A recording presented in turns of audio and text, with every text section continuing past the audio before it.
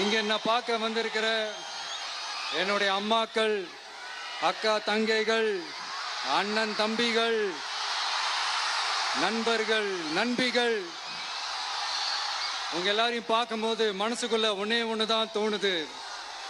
உங்களோட இந்த அன்புக்காக எவ்வளவு பெரிய உயரத்தையும், எவ்வளவு பெரிய வருமானத்தையும், எவ்வளவு பெரிய வசதியையும் தூக்கி எறிஞ்சிட்டு வரலாங்க.